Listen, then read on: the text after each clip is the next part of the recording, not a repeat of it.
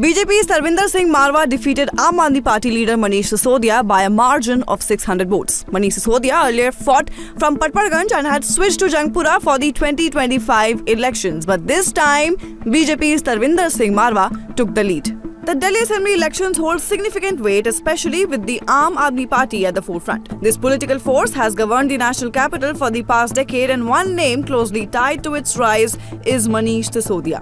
His influence within the party is undeniable, and his journey through politics has been remarkable. Manish Sisodia was born on January 5, 1972 in Fagota village of Hapur district, Uttar Pradesh. His father was a teacher, and Manish Sisodia completed his early education in the village before pursuing a degree in journalism from Bharatiya Vidya Bhavan. Post-graduation, he worked as a journalist, starting with prominent media outlets like Zee News and All India Radio from 1996 to 2005. During this phase, he met Arvind Kejriwal, and the two forged a deep bond, often working together on various social initiatives. Although initially focused on journalism, Sisodia's path soon veered towards social work. By 2006 and 7, both he and Kejriwal were involved in various projects aimed at reforming societal issues with no intention of entering politics at that point. They began working together for an NGO, and their shared vision for a better society became the foundation for their future political journey, the birth of Aam Aadmi Party.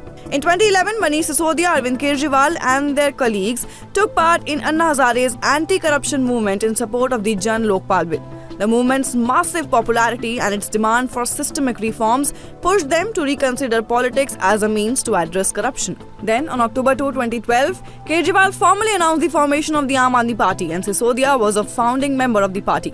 He was quickly appointed to the party's political committee, marking the beginning of his political career.